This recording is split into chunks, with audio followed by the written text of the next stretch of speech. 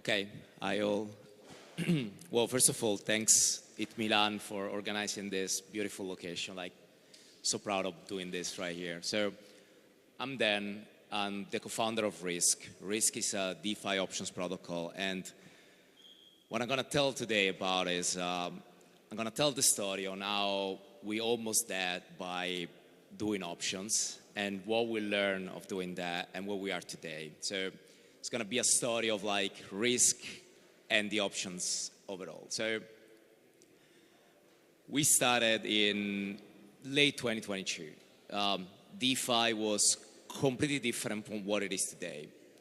Back then we had the DeFi summer, we have like tons of liquidity, and I remember we done our fundraise back then in basically not even having a deck. I was like, we have an idea. I think options are one of the most powerful instruments in TradFi. We want to build them for DeFi, and that was pretty much the whole pitch. We got into fundraise, we raised money, like completely different industry. And our thesis was that simple. It was like, there is options, like one of the best instruments out there, and we're gonna bring it to DeFi. That's pretty easy. And this was our first product, Rysk V1. We launched this about like mid-2023 or something like that. I post a screen of it because I think it's very important to try to understand how it was designed. It was a purely option exchange. We had a mechanism behind of a pool that it was always the counterparty and market making, so it was very similar to an automated market maker, but for options. As a user, this was the interface. You get in, you see strike prices, you see expiry, you see implied volatility, all the data out there. It was super fun to build, like beautiful challenge, and we launched it, and that's what happened. We started, March, May, this was the TVL, we went up to 1 mil, we went up to 2-3 mil, up to 4 mil, and then it was basically down only. Obviously, as a builder, you are in that phase of like, okay, it's not working. People are not using it. We know, what we're gonna do next. Like, it's weird, people don't want options. So, why it didn't work? We look back and it was like, the reason why that product, and I'm gonna go back with the image, this product didn't work. It was fairly simple looking back. Obviously, when we built it, we didn't understand that, but looking back, it was pretty straightforward. The reason it didn't work, it was because we were targeting option traders, which they are probably the most sophisticated actors out there. And if you're an option trader, you care a lot about execution, pricing, spread, liquidity, all of that. And the fact that we were building that product for DeFi, just the fact that it was DeFi and that was kind of the value add, that it was not enough for a trader. The trader was like, I don't care, like I just want to make a good trade. I don't care if it's DeFi or centralized or an exchange, whatever. So at the end of the game, the main issue was that traders didn't use the product. So reality, it was a bad product. Which is hard to accept, when you build something and you spend a long time into that. But there is also one more reason for that. Back then, options in TradFi were working a lot because most of the traders, they wanted leverage. So if you remember, like, the GameStop or, Wall Street Bets type of people, for them it was very easy to get this leverage by using options, for example, on Robinhood. You buy a call option, strike out of the money, and you hope that it's gonna go up. It's a lottery ticket. What happens in DeFi is that the same thing could be done basically with a perp, which was not existing in TradFi. So you go to, now it's hyperliquid, back then was GMX or whatever. It was like, I have a thesis, market is gonna go up. I'm just gonna go 25x leverage on the asset. If it's going up, I'm gonna make money. That's simple. I don't have to think about volatility. I don't have to think about strike prices, calls, expiries, whatever that is. So the reason is, again, our product was not, basically we didn't have the right user. Professional was not a good product. For non-professional, options didn't matter. And one thing that we learned by talking to a lot of users, it was that people had a negative bias when it comes to options. And probably if I ask, some people here as well, you're gonna be like, I'm not gonna touch that. Like, options are risky, they're complex, I lost money into there. Like, I'm not gonna touch the options anymore. Like, I don't, I tried, not for me. And that was actually pretty big. Like, most of the people were thinking like that. So this is what happened. 2024, that's what I call the bottom. Basically, we didn't have a product, we have no TVL, we have no users, and like, okay, what are we gonna do next? Luckily enough, we looked around, and it was like, let's see what this industry is doing around options. Let's study what others are doing. Let's see what the landscape is looking for. So we have the option exchanges, like order book exchange. So order book exchanges, and their main focus is targeting professional traders. And there is basically probably only a few, if not probably just one, that they're actually able to attract all the liquidity that those traders are looking for. And, it got bought by Coinbase for like $1 billion and so on. And the issue that we see about those products is like they're not accessible for the average user. So if you're not an option trader, you open one of those exchanges, like, I don't know what's going on, you're not gonna use it. On the other side, if you try to target options traders, you need to focus a lot into attracting liquidity. And let me give you an example. I'm pretty sure all of you know what is an order book, right? And when you think about an order book for an option, you have to think about that you need some market makers for every strike, every expiry, every asset out there. It requires a market maker to provide that liquidity, which is insane capital inefficient. You can do margining, you can do a lot of it, but at the end of the game, you have thousands of order books, and each one is independent and needs liquidity, right?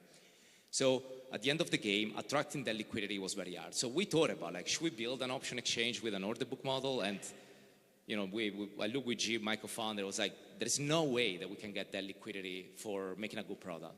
To do that, we're probably gonna spend so much money that it's not gonna be sustainable because we need to pay those market makers to provide liquidity. And we're like, okay, let's not build an option exchange with an order book model because there is no way it's gonna work with, especially our resources back then. Another good product, like another, good example of a product that was popular back then, at least like 2022, 2023, was the options vault. So the options vault, what they were doing, they were trying to package the options as a yield product. So the idea was like you put money into a vault, the vault is running a strategy, and you should get profit out of it, which in reality didn't happen. Like most of the product were losing money, and the main reason was like because it's very hard to believe that with a very rigid execution and a very systematic, without much risk management, you're gonna end up making profitable option strategies, especially at scale. So we've seen the Hendrik presentation before. Like, yeah, you can do a systematic strategy, but at the end of the game, scaling that and so on, it might be tricky. So what happened with those products? Like they got a lot of TVL. Like product like Ribbon, for example, they got 300 mil, 400 mil TVL, but at the end of the game, they were losing money consistently for the user who deposited. And the users, they actually have not the education to know what happened. It's like, oh, I put money in, I should get a yield out of it. That didn't happen. So that was like one of the opposite examples. So you had the option exchange targeting pro traders, and then on the opposite side, you have those options vault targeting, just people depositing in a very passive way that don't understand what's going on. And we were like, there must be something in the middle, right? Like it can be that extreme. And what we realized is that we started to talk with a lot of option desks. And most of the option desks out there, they do OTC trades. And they mostly do strategies like covered call, cash secure puts, and I'll go into details later on what that is. So we talked to them, and we realized that actually one of the main business for most of the option desks out there, it was actually running those strategies. So our thesis was, why this is actually not available on-chain in an accessible way? Why I need to do an OTC, and let me give you an example of how an OTC works in this case. Like you have, first of all, you need to know those option desks. You're probably gonna get a Telegram group with them. You need to onboard with them, which means, all the bureaucracy and all of that. Usually it's extremely time consuming, like it can take months out of it. And then you do a bilateral agreement, and when you decide to open, for example, a covered call position, you send them the collateral. So let's say you have 1 Bitcoin and you want to do a covered call on that Bitcoin. You send the 1 Bitcoin to the counterparty, which is at the end of the game, an option desk, which is, an hedge fund and market maker or whatever. And basically, you have the counterparty risk of those actors. And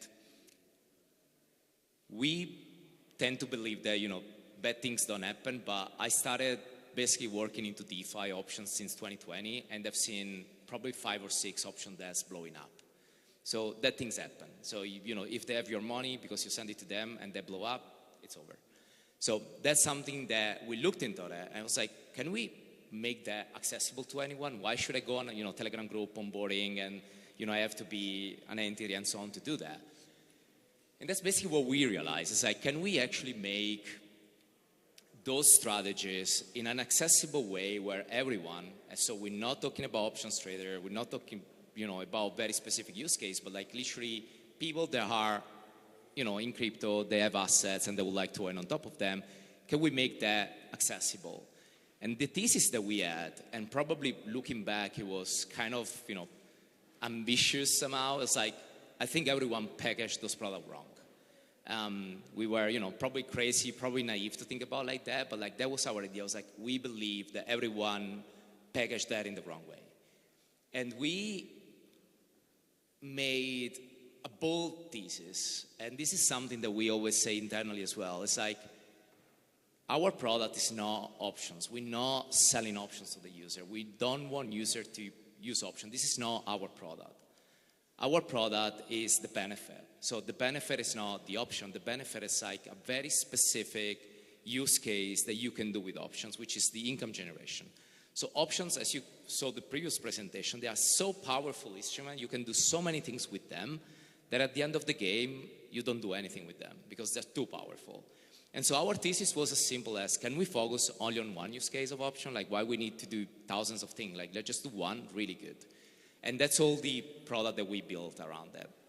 So we designed a primitive. We called it Rysk V12. It's not the 12th version as many people think. Like when we started, some people were like, you guys built 12 versions of your product. I was like, probably even more than that. But V12 is inspired by the engine. Different story. I can talk about that later. But the main idea was, can we actually make a product that is actually as simple as, I have an asset, I choose a price I'm willing to sell or buy, and I'm earning. That's simple. I don't have to think about anything else. I don't have to think about, all of the other complexity of the option. And in this way, what we were trying to do, we wanted to make the income generated from volatility. So, we had all of the presentation before about volatility, selling volatility, and so on. It's like, can we actually make all of that into a very simple product? And that's what we built up. So, to me, it's crazy. Every time I look at the previous product, the V1, and I look at the V12, the crazy thing is it's the same backend. It's the same product. It's the same smart contract behind it. It's the same concept. We package it in a completely different way. Like right now is, you only have one button to click. Basically the question that we ask the user is, choose the price you are happy to sell BTC at the specific date. So I don't know, when I made this slide, BTC was at 66. If you were willing to sell BTC at 76, that's the premium you get, and you do the trade. That's simple. We can do the opposite side, which is choose the price you're willing to buy BTC. And the crazy thing about that is, when we were rebuilding the product, we were like, let's rethink all of the options from the ground up, right? If you ask anyone, what is the definition of an option? It's as simple as it's a right to buy or sell an asset. That's what it is. And we, as options people and traders and quants and builders, we overcomplicated that, which is totally fine. Like, it's the beauty of it. But at the end of the game, that's what an option is. And that's how we packaged this product. And we launched that almost a year ago. And we launched with these two main products, covered calls and cash secure puts. So Rysk is not a place that you go there to do any option trade. Like, if you're looking for any specific options payoff, it's not the right place. Go somewhere else. But if you're looking to earn out of your asset, that's the right place. So the thing is, if you are, for example, you have BTC, you're willing to sell a certain price. So back to the original example, again, you're willing to sell at 76. you can earn because you are long the BTC and you are short the call option. So that's what a covered call is. It's very simple to understand. You're basically just saying, okay, if the price of BTC is below 76, I make money, I get my collateral back, I make the a premium upfront. If it's above 76, I get USDT or basically dollar for the 76, so I'm basically selling at a higher price. That's simple, and this strategy is, again, it's one of the most common strategy in crypto, OTC, but also in TradFi. There are ETFs and so on, and no one was building this in DeFi, and that's basically what we made. The opposite thing is the cash secure puts, which is a very popular strategy. Funny story, at the beginning we didn't even have them. We were like, okay, let's just focus on covered call, let's see if that works. And then users been asking for it because most of the users was the opposite. It was like, hey, I actually don't want to sell my BTC. I actually want to buy if the price dump. I want to buy cheaper. So I want to deposit cash, which is USD, and I'm willing to buy cheaper. So cash secure puts was community driven. People wanted to trade that. We released them. It's actually right now is the main instrument on the product in terms of utilization. And there are two use cases for Rysk. Again, if you look at this, you can see probably on your own how people use it. It's mostly people that are like, I am willing to sell, and 76 is a good price, I'll do the trade. Or on the other side, there are the people that are like, I don't think it's gonna hit that, so it's more of a speculation thing. It's like, I don't think it's gonna hit 76, so I'll do 76, and I'm earning this yield or income over and over. So those are very simple use cases, very simple product. We oversimplified that. And we made some very interesting decisions, I would say. And one of them is that our idea was that the protocol should be able to create those structures on any asset. And this is more also a thesis on where this industry is going, where DeFi is going. Right now, obviously, we have crypto assets. We love them and everything, but we do believe that DeFi is going to be a settlement layer where any asset, any token should live, and we should be able to basically create those structures on any token. So right now we have crypto asset, but you can also use, for example, staking, yield bearing. So you can do, BTC, or you can do HYPE, but you can also do KHYPE, which is a staking HYPE that is yield bearing. You can use that as collateral. We already have 15 plus assets live.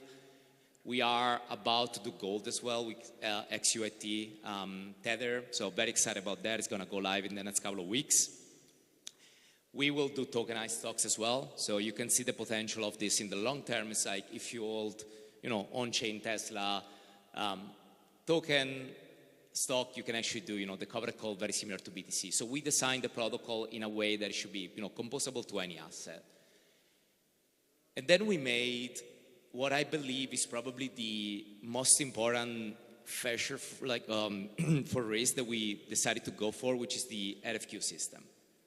So when we designed this product, because we focus only on one use case, every decision that we made was optimized for that use case. So when we were like, okay, users gonna do those strategies, which is, I deposit BTC, I'm selling a call option on BTC, who's gonna buy this option? And we decided to use the RFQ system. So the RFQ is that simple. I wanna do a covered call, example before selling a 76 on BTC.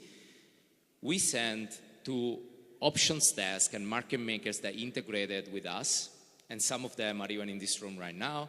We send them a quote in a fully automated way. So basically we sell them a request for quote. So they are like, hey, there is this user X that he wants to sell a covered call on BTC, strike 76, expiry end of the month.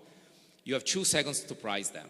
So in a fully automated way, they say, okay, this is what I'm willing to buy this option for. So it's a 2 seconds auction.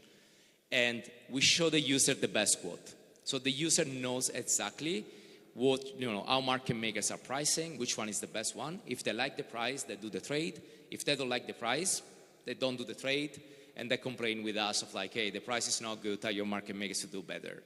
The thing about this is like, why is the best execution for this? Well, first of all, market makers, they don't have to commit any capital. So back to my example before of using an order book model, if market makers was supposed to provide liquidity for that, he has to fill all the books for every expiry, every strike, and so on. But in this case, you only provide a quote only if there is actually someone else that is willing to do the trade, right? So you only provide on request. You don't have to provide the liquidity for any asset, short, long, and so on, but you're just saying, okay, I'm willing to buy this option from you at this price. I'm gonna pay the premium. And by having an RFQ, we are actually able to price anything. So back to the point before of having any asset, with an RFQ, we can do optional issue on everything. We even have option on Pure, which is a meme coin on Hyperliquid, and people wanted to do covered call on top of it. They could do it with Rysk, like market makers can price that. It's not the biggest volume option out there, but like it's interesting to see that in this model, anything can be priced. And then we also focus, and I think this matters a lot, especially in the last couple of months when we see a lot of hacks, we see a lot of like bad risk management around DeFi, not just in terms of exploit, but like in terms of like decisions that are made on collaterals and everything like that. When we designed Rysk, we were like, we want the protocol to be a very simple settlement and safe layer. So the idea was, once you deposit the collateral, so you open a position, you deposit the BTC stays on the chain, on the smart contract. No one can touch it by design. We don't send it to anyone. So different from an OTC trade where the market makers receive the collateral. For us, it's like we don't trade off. If you market making a risk, you're not going to get the collateral. Collateral is on chain. The settlement happens on chain, so it's the smart contract doing all of that job. We don't put the collateral anyone else, so we don't. People sometimes are like, hey, why don't you put the collateral into a lending product or whatever? We're like, no, we don't touch it. We want this to be, it's a primitive, it's a settlement layer. We don't want to add additional risk because as a user, you should take the risk at the level of the financial risk. So you should be able to pick the strike price you want. You should be able to sell the covered call you want. You should take any position you want there. Like, it's up to you, but like once you put the money in, it should be the safest thing. So again, we don't do any replication. There is no counterparty risk. Positions are isolated. So even if a collateral, for example, ended up depegging or whatever, only those specific positions are affected, but not the whole protocol, not the other users that that never interacted or that don't care about that. So those are like decisions that we made because we believe that DeFi should be like this. So we don't trade off. Sometimes those decisions means that our UX might not be the most ideal for certain use cases, but for the ones that we focus on, it's the best, and we believe that users use the product because of that. So what happened?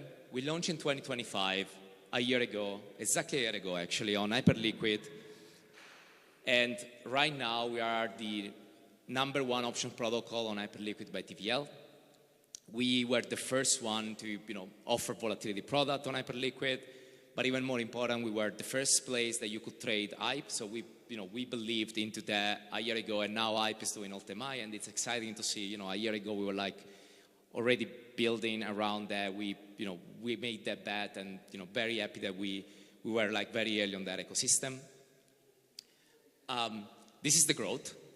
So if you remember the chart before, which was down only, this is actually the opposite. It's up only, and this is basically the positions open. So obviously we started, May, June last year. We were testing everything. We were doing like, something like 1 million per month in notional deposited. And now we do something like 40, 45 per week. So the growth is there. Just now, I think we have in the protocol something like 70 million TVL, 71, whatever. And the most exciting part is actually those stats. Not much about the notional or the premium because, it's, to me as a builder, it's like the fact that our users earned 13 million in premium, like it's a lot when you think about, from this perspective for a protocol that a year ago wasn't even live. But the crazy thing, and that was probably like the assumption that a year ago I would not bet on, is that we have a 90% fund retention. So options have expiries. So tomorrow, for example, Friday, we have expiries, and we settle all the positions. So now we have 70 mil TVL, probably 30, 40 mil tomorrow. They're going to be settled to all our users. So users get that collateral back, right? Or USD or whatever. And as a builder, I'm like, okay, we're all gonna settle those positions, user got the money back. How likely is that they're gonna put money back into the system? Like a year ago when I was thinking about it, I was like, this is gonna be a very big issue because people, they're gonna forget about it, they're not gonna put money back in. In reality, is the opposite. Like we have a 90% fund retention. What it means is like users, every Friday, they got the money back and they keep opening those positions.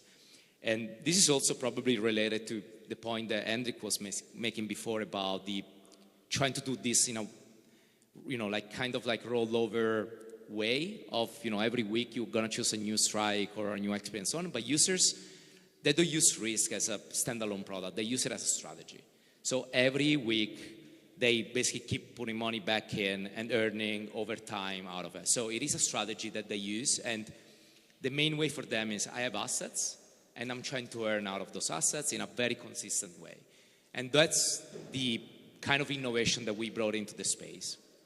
So this is something that, again, I remember, I think a year ago I was here, we were talking about like institutions in DeFi, and I was like, yeah, there are institutions, but I don't know if they're actually very active and so on.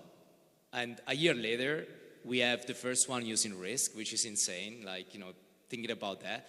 So we have, it's called Ethereum DeFi, it's an hyperliquid treasury. Their mandate is to accumulate more hype.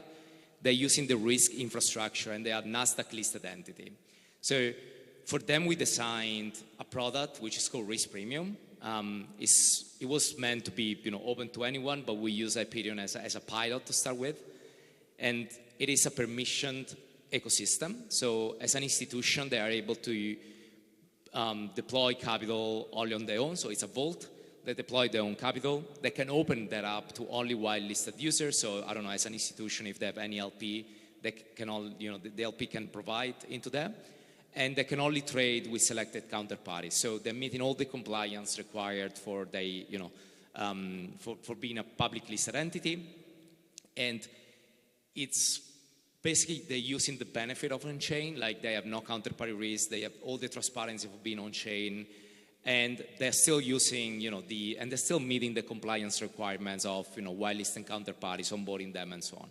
So this is also a step forward. So we, as I mentioned earlier, like we knew that people were doing this OTC. Our goal was to target a new type of user that they were not able to do that OTC. But now we're also seeing demand from actually institutions to run their own chain, and they're using Rysk as an infrastructure. Now, the last few points, and by the way, this is actually the Milan Stock Exchange. I don't know if many of you probably don't know about it, but like the Milan Stock Exchange has the middle finger in front of it. It's 5 minutes walking from here, you should go visit. But why I chose this slide is because one thing to keep in mind, and like volatility is everywhere.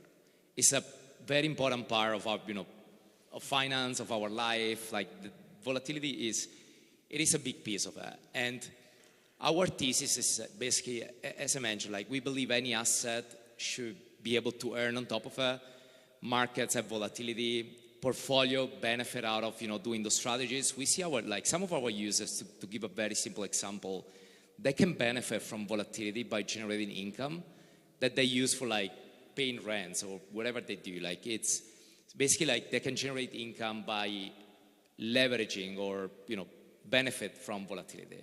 So volatility is everywhere, but the beauty of being on chain is like basically you change who can benefit from this volatility. In the past, like those volatility products were mostly like gated, TradFi, only few users can access to it.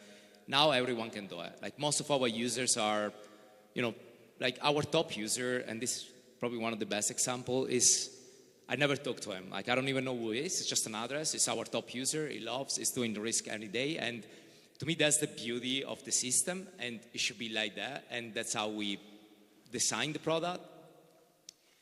But this is what I like to always say also to the team. It's like, it was never about options. And that was the mistake that we made at the beginning. Like at the beginning, we were obsessed with, let's bring options, let's design an option protocol, let's offer options to our users. In reality, it's way more than that. Options is volatility. We package volatility in a way that we use options, but like that's not the benefit for the final users.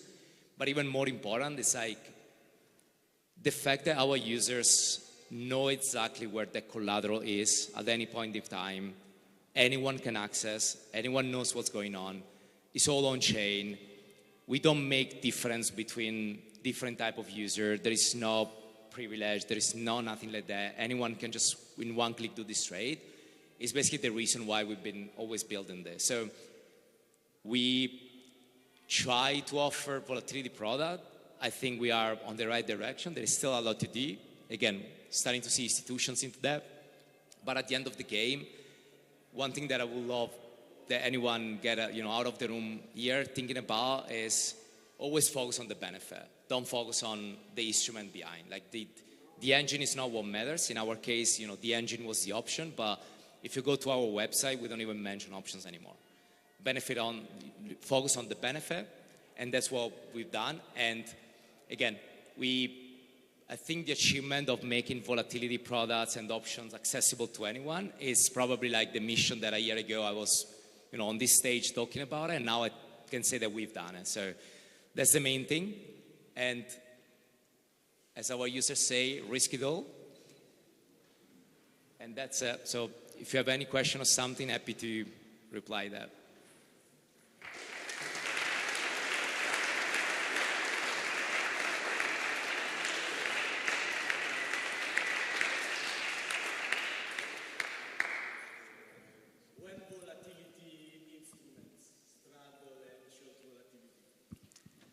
So the thing is, it's always about like offering a good product, right? And a good product has to be a liquid product in this case. So as we're growing, we see more demand from buyers, desk, and so on. And as we are onboarding them and we are creating this, RFQ system with all those actors, we can offer more volatility product. But it's just like we like to send product out there that they're good. So before offering new product, we want to make sure that they're liquid. And that's the same, for example, with gold. Like we can launch gold right now, but we want to make sure it's a good product. So we are, making sure that there is liquidity.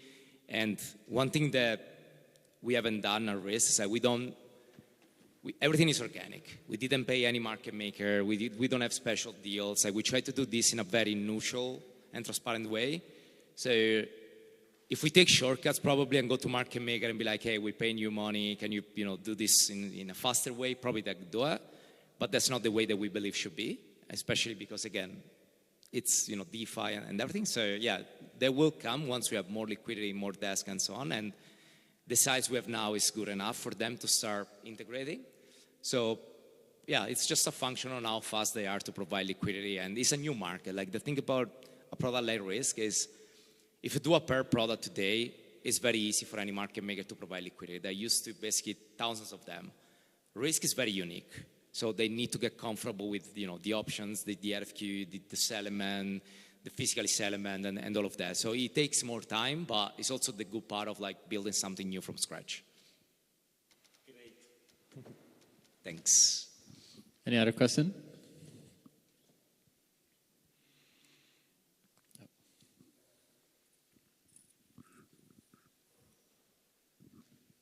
Thank you, Dan, for the presentation. Just a quick question. Probably I missed the first part, maybe. In the put option product, so the one where you deposit dollars, can you remind us what happens in the background? You mentioned that when you do something, you send an RFQ to another party and they need to match it, but isn't there like another matching mechanism, like a vault behind? I'm missing that part, sorry. Yeah, so Rysk is not a vault. And that was something that at the beginning, when we were launching, was like, people were asking, Rysk is a vault, but I was like, no, Rysk is not a vault. So the way you can think of Rysk is an exchange. So when you click that button there, 76, now obviously it's a screenshot, so I cannot show you the process, but when you click that 76 button there, we send a request to all of our market makers that are integrated. And the request is as simple as, a user is willing to sell strike price 76, expiry 36 days, blah, blah, blah. They price the option. So in this case, the 993.42 is the best quote from the market makers. When you click the that button, earn a front, you deposit the, in this case, BTC for the covered call. You ask for the put, it's the same, you just deposit stablecoin. So you deposit the stablecoin, the protocol itself get this stablecoin, put it on the settlement contract, and mint an option. So in this case will be a put, for example. It means the put option. It sends the put option to the buyer in exchange of the premium. So the buyer will send the $900. This is atomic in the same transaction. So buyer send $900, you deposit the, let's say 100K USD. The options mean the product, the protocol means the option is sent to the buyer. So that's what happened behind the scenes. Okay, but also if you are selling the option, you are the seller. So you collateralize the option with your like 100K, let's say. So you are the option seller, options are fully collateralized. Okay. So there is no liquidation or nothing, and the collateral goes into the settlement contract and stays there. And at the expiry, what happens is the options are physically settled. So the buyer has the put in this case, so the token representing the put. If the option is into the money, so let's say that you have to receive, in your case, the BTC, the buyer to redeem the option has to provide the BTC, and then it can redeem the 100K collateral from the system. And this happens in a fully automated way from the settlement. So what the buyer needs to do, he has the right to exercise the option. So he has to send in this case, the BTC, and he will receive the stable coin. And you as a user, you will receive basically the BTC that you buy at a cheaper price. All of this is fully collateralized. When we say that there is no counterparty risk, what I mean is like, let's say that this buyer is blowing up, is going, bankruptcy. What happened in that case, like you as a seller, you will get back the stablecoin, which at that point they even worth more. So actually as a seller, you are, it's your lucky day if the counterparty blows up. So yeah, the system is safe in that sense and purely on chain. And again, it's fully collateralized, so there is no issue with margining or anything like that, liquidations or something like that.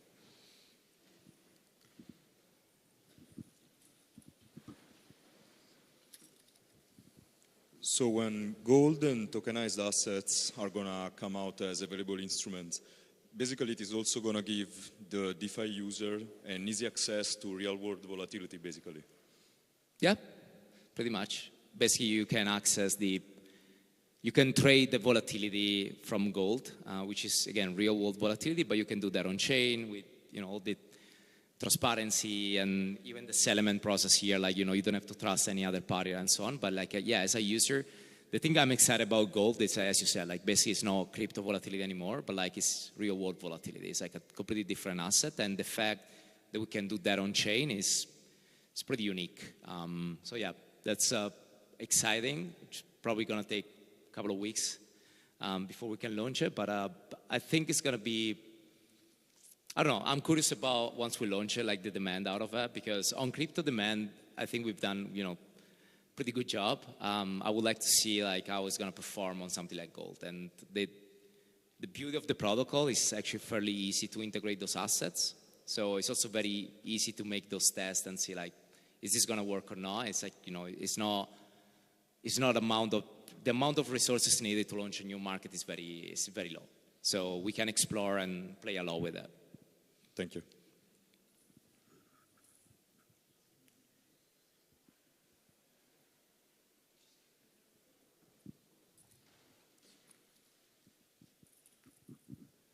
Hi, thank you for the presentation.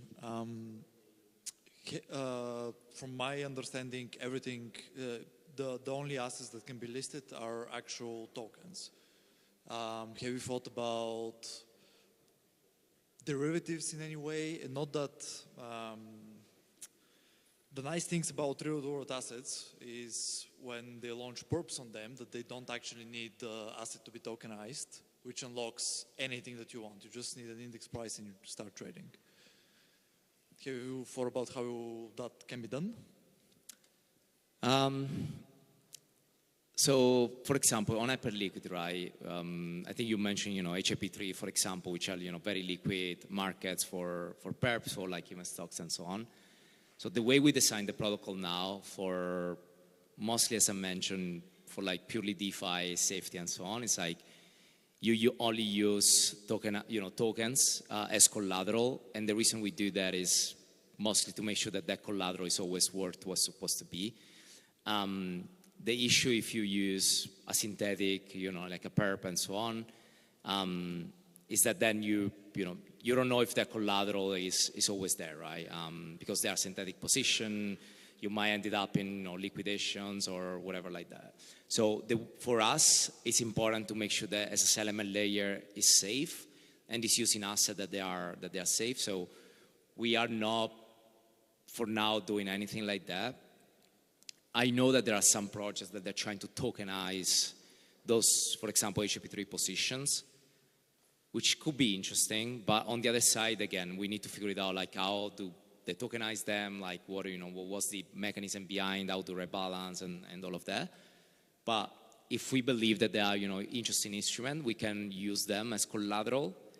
And again, the beauty of the product is that the buyer will do his own due diligence on those collaterals. If they think that they are, safe enough, they can price them. If they don't think they're not safe, they're not going to price, they're not going to buy that. And that's basically like, adding risk to the protocol in a cross level. So I saw a few on Hyperliquid doing that, and we're looking into. I'm looking into that. I don't know. I think it's just a matter of like we need to figure out how good they are, those instruments. But it could be a very interesting way to get even more liquidity, because I agree with you. Like now, as a token, like especially on stocks, like having a tokenized stock is nice, but like the perp market on HIP3 is way more liquid, way more exciting, right? So, yeah, I think that's the beauty of DeFi. Like there is a lot of innovation, and there's someone is going to figure it out to package those as a token instrument we can potentially integrate. But yeah.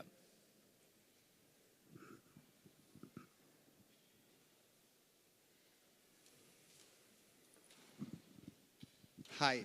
So the protocol had a huge success, achieving in less than 1 year hundreds of million in volumes every month. And I'm wondering how you attribute this success. It was your marketing skills, but actually I don't see that you are spending any, until now you haven't spent any money in marketing, or it's just that the market really wanted this kind of product because it was tired of the alternative sketchy models, Deribit, the exchanges. Yeah, I think it's, so yeah, you're right, we don't spend on marketing. Like I think this is the most high spending we had is probably this banner. So yeah, we don't spend much on marketing. I think the reason for success is a combination of factors. The first one is that the way how we simplified the product and how we made the income opportunity out of it is actually something the users were looking for. Especially on Hyperliquid, people like, for example, the hype, they wanted to earn on top of hype. This was a way to earn from volatility, which was not available anywhere else, right? If you had hype, the only way was going, as I mentioned, like OTC, but it's not very accessible. So I would say the product was good. Or at least that's what users say. It's like they actually enjoy the product. It's very simple. They know exactly what happens. Like in a very simple UI, there is not like no one ever complain about the outcome or risk. It's like I know exactly what happens and when. I know the trade I'm getting into it, and every user is even if they got exercise at the end of the game, they're like I knew it. I was I was willing to do that. So definitely the product. The other aspect, for example, on the cash secure puts that I've seen working is that yield around DeFi collapsed. There's pretty much no yield around lending and so on. And the users that they still had an on-chain presence and they wanted to earn on their asset, they realized that actually volatility was high. So earning from volatility was a good opportunity. So I would say it was a good product in the right time. And on the other side, I think what users also liked, it was that we are very like, even in terms, you mentioned marketing, like, yeah, we don't do any marketing, but we are very straightforward. We like, they know exactly what happens. They we've been talking to users. Like as I mentioned before, Jib and myself were like, I don't think cash secure puts is gonna work, and users were like, no, we want them. Can you please launch it? We'll launch them, and they're using it. And that's something like even to build a community, it works a lot because people are like, oh, you listen to me, you launch the product I wanted. So combination of factor, but the main thing is that in DeFi, basically there were no way of accessing volatility. That's probably like we found a very big gap. And the reasons like everyone else left, there was no options product around anymore, basically in DeFi, and we were able to fill the spot at the right time. Congrats. Thanks. I think you're part of that because it's. He's going to be on a panel now, but Piervan is also one of the Rysk market makers, so we wouldn't be here without